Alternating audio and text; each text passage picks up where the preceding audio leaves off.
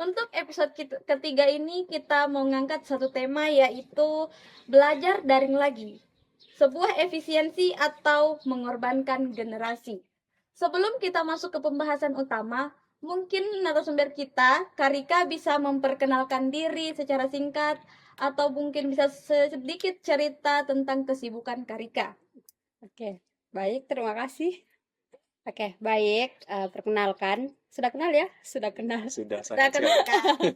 Oke, saya Rika Aprilia, alumni Sosiologi. Saya angkatan 2021 yang baru wisuda di tahun 2025 kemarin. Untuk kesibukan, alhamdulillah sudah ada pekerjaan, dan juga mungkin saya masih mengurus organisasi eksternal kampus yang memang notabene-nya itu masih melekat, yaitu Himpunan Mahasiswa Islam. Mungkin itu saja untuk kesibukan saya sekarang. Saya kembalikan. Baik, itulah perkenalan singkat dari cerita saudari kita Karika. Untuk masuk ke pembahasan yang penting dan yang lebih utama tentang belajar daring lagi, efisiensi atau mengorbankan generasi, mungkin kita bisa mendengarkan secara singkat tentang kritik saudari Karika Aprilia ini, mengapa beliau memilih tema tersebut.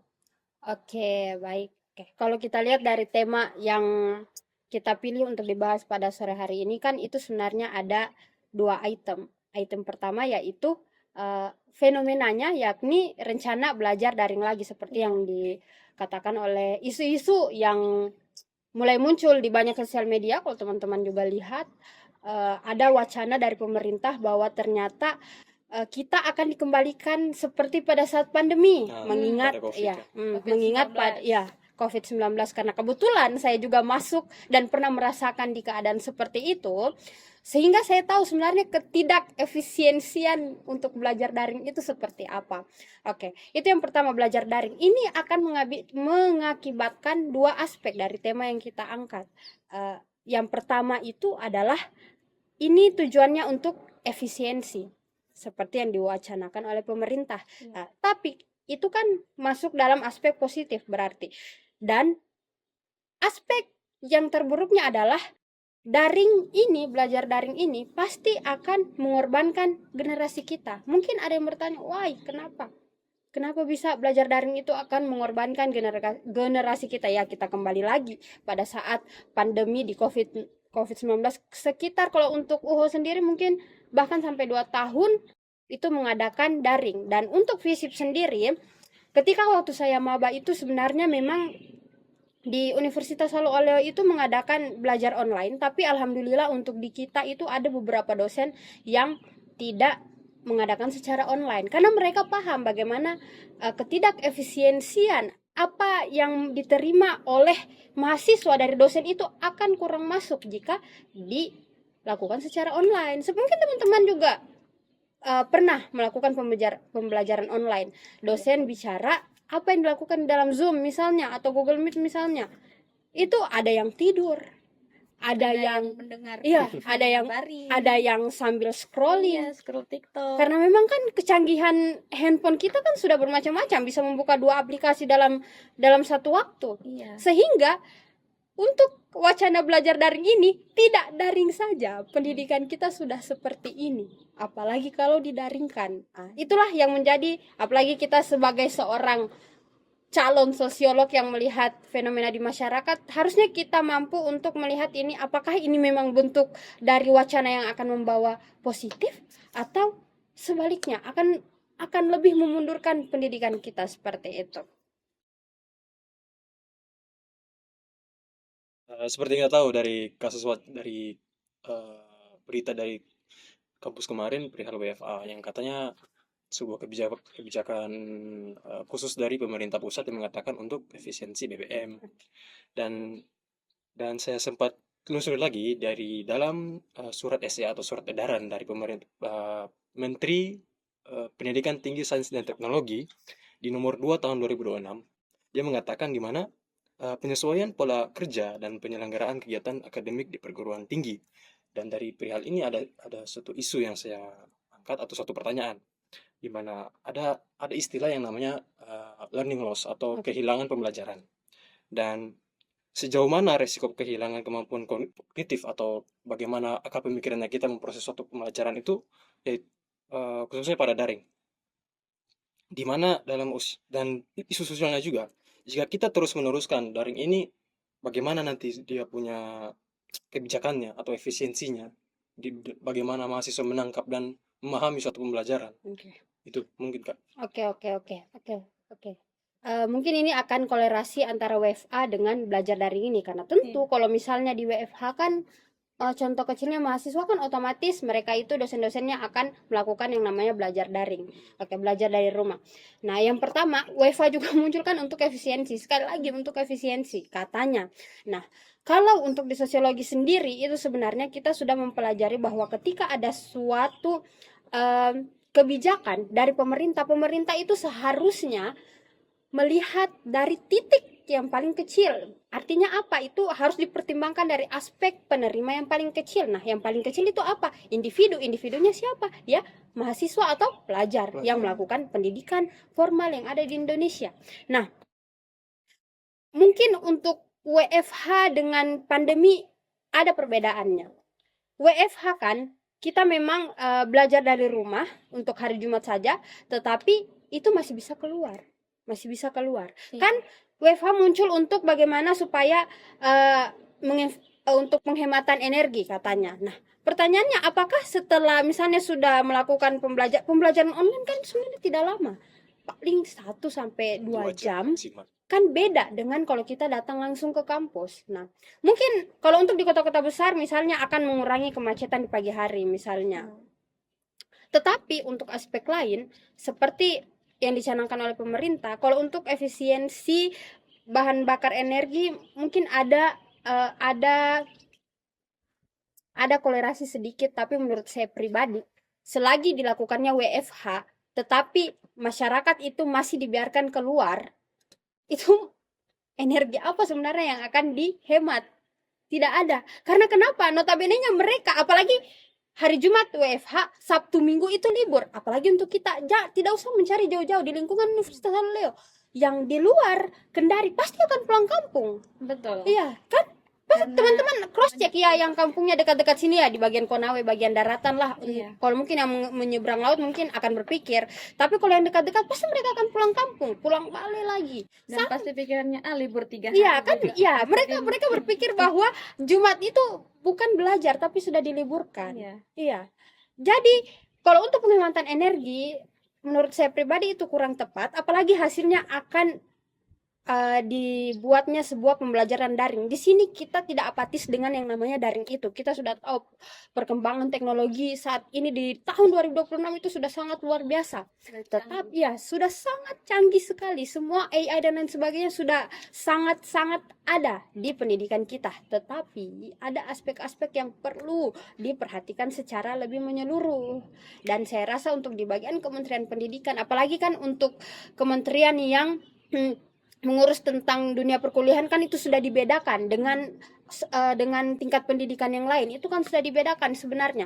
Mereka harus tahu apakah mereka sudah pernah melakukan penelitian atau riset tentang lebih bagus mana sih pembelajaran online dengan pembelajaran secara tatap muka. Secara tatap muka saja, kalau teman-teman sadar, itu teman-teman Anda di dalam kelas itu masih ada yang scrolling, ada yang tidak memperhatikan dosen, ada yang buka TikTok. Nah, bayangkan itu dosen itu di depan mukanya kita.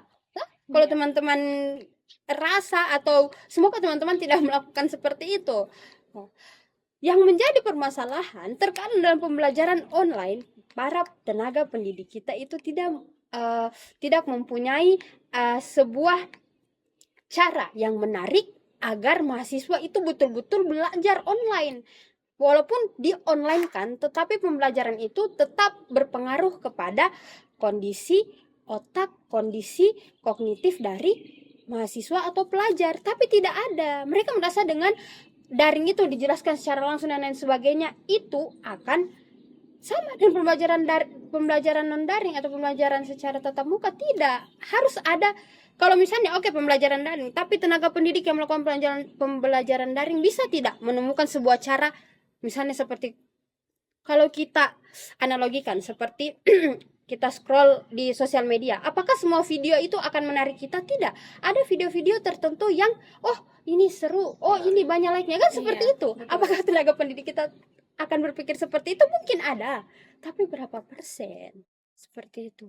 Jadi kalau untuk saya pribadi dengan yang sudah pernah melakukan pembelajaran daring, saya rasa itu sangat-sangat tidak membangun kemampuan kognitif dari teman-teman mahasiswa. Oke, mungkin seperti itu. Dari yang saudari Karika bilang tadi bahwa pembelajaran daring ini atau WFH yang dilakukan di kampus itu serasa kalau mau dikata monoton, Ya. sangat itu sajalah, tidak seperti pembelajaran offline yang kita lakukan bersama dosen tatap muka, di mana ketika penasaran ada penjelasan yang lebih dalam lagi dari dosen sendiri. Dan perihal WFH ini yang saya rasa lucu.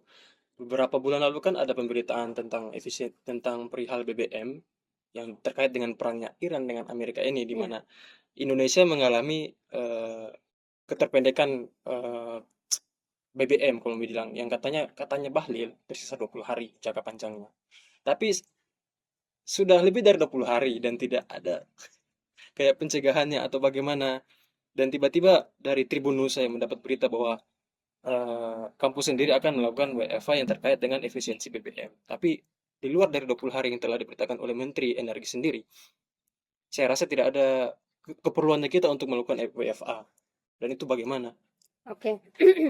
ini ya, jadi memang Kementerian SDM ini kembali disorot karena memang beliau ini memang salah satu senior saya ya, senior. Jadi memang apalagi dia juga satu rumpun dengan kita di Sulawesi Tenggara ya. Pertama saya sangat mengapresiasi bagaimana beliau ini, kalau untuk kita baca di internasional itu sudah sangat panas sekali mereka, bahkan untuk di bagian negara di Eropa sana sudah sampai stres sekali mengingat BBM itu. Ya kalau kita masih bisa mengantri di SPBU dan lain sebagainya. Nah, inilah yang menjadi kebiasaan dari orang Indonesia, tiba masa tiba akal. Tuh kan? Iya. Kita dibiasakan begitu, tiba masa tiba akal. Nanti sudah mau habis energinya baru muncul sebuah ide yang bagus, bagaimana caranya supaya ini energi tetap cukup dan lain sebagainya. Kan kalau misalnya kita lihat memang sudah ada beberapa, misalnya sudah dimulai tentang kendaraan listrik itu. Oke, itu sudah lama. Dan sudah dimulai juga dibangun tempat-tempat pengisiannya. Oke, itu untuk, tapi kan kita tahu itu kan tingkatnya di bagian Jawa sana. Oke. Bagaimana di daerah-daerah terpencil nanti? Karena seperti yang kita tahu, kalau ini bukan hanya sekedar BBM naik tidak bisa bawa motor, no, tidak. Semua aspek yang ada di Indonesia itu akan terganggu. Karena kenapa? Karena semua membutuhkan BBM. Semua membutuhkan energi. Nah, untuk Pak Menteri, mungkin dalam rancangannya memang 20 hari ke depan, tapi kalau saya melihat di beberapa berita yang ada di sosial media, tetap kementerian itu melakukan berbagai macam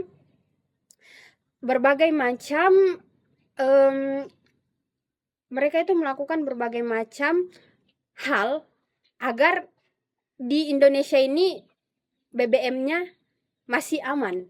Oke. Itu bagusnya.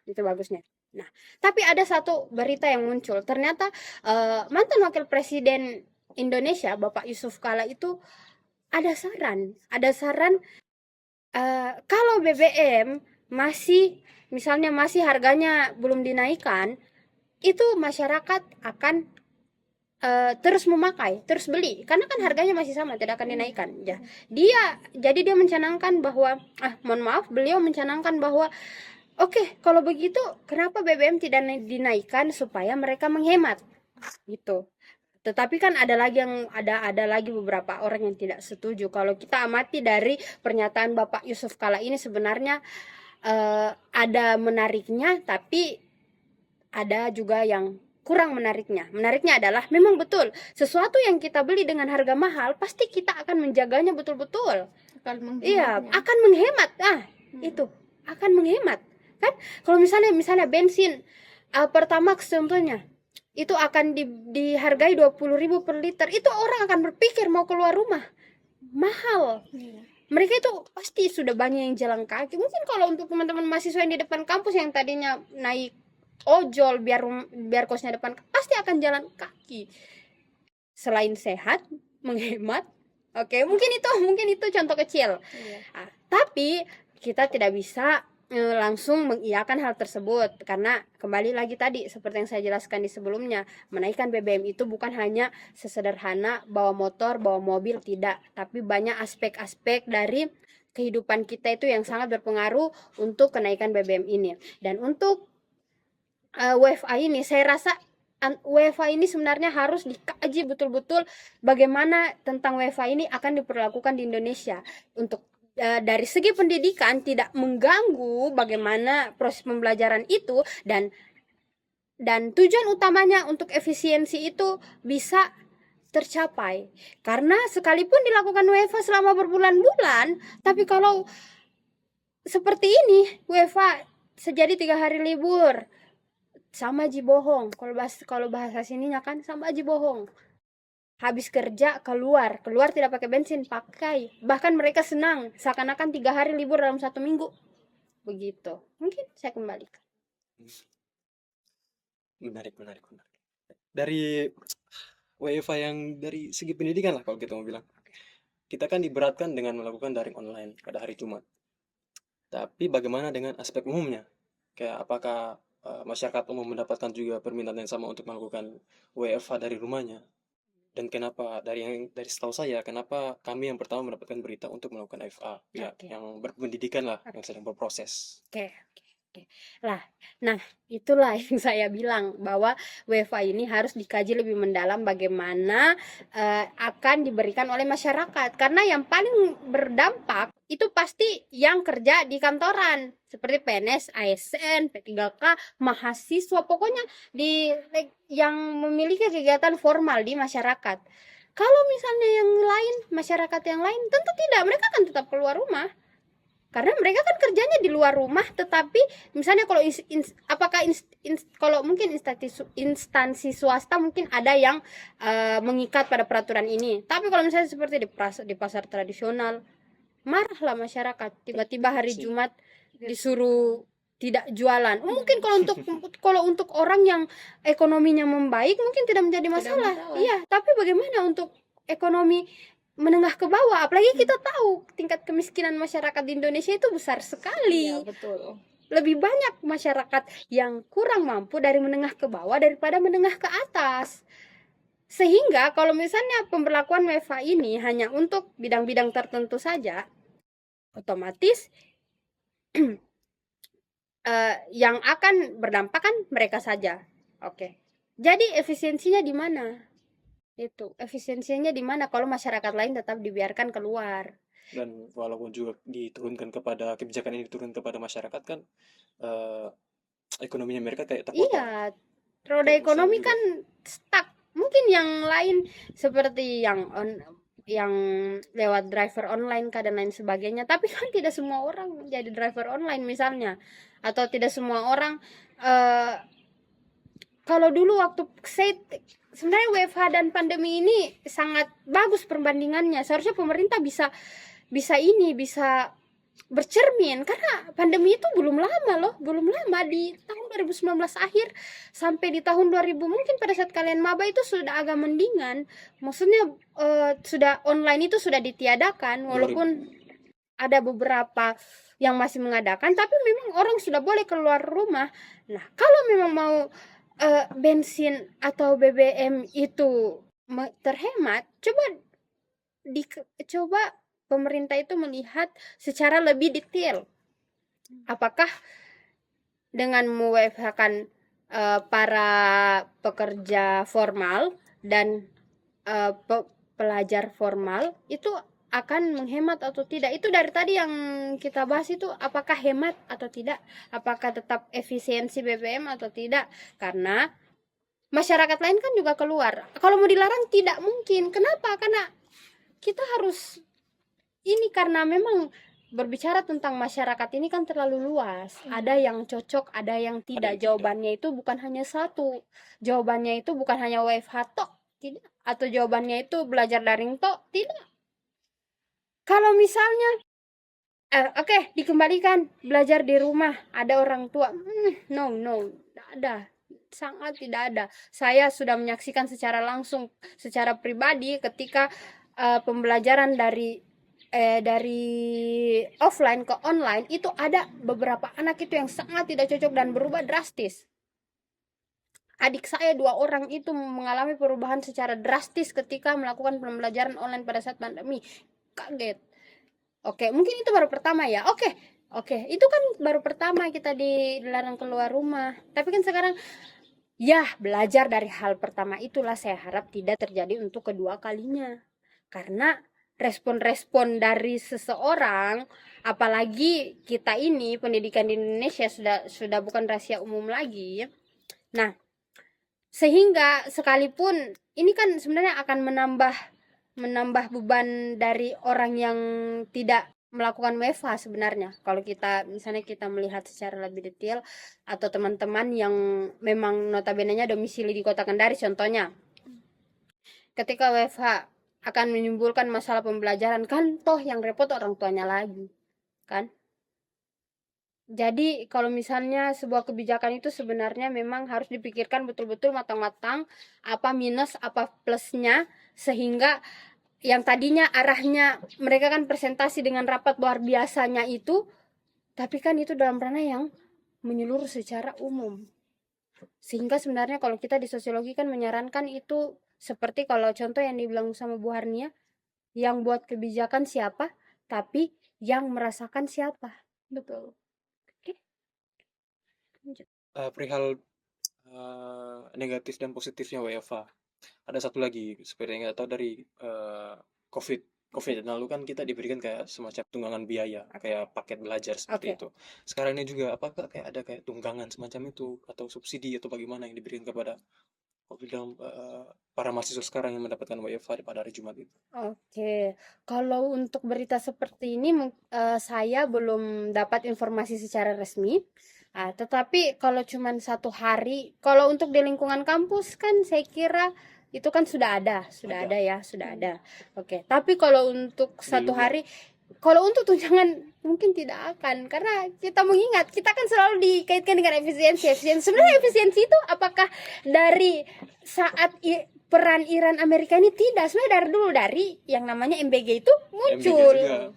Semua kan sudah diefisiensi dari itu. Yang anehnya sebenarnya, intinya dari sini adalah, yang anehnya adalah ketika kita efisiensi secara besar-besaran dan lain sebagainya, itu Pak Purbaya itu sebenarnya sekarang lagi pusing. Walaupun bargaining dia tenang, tapi saya rasa pasti kasihan. Beliau itu pasti lagi pusing karena mengingat yang sangat kompleksnya keuangan kita ini, tapi MBG tidak diberhentikan.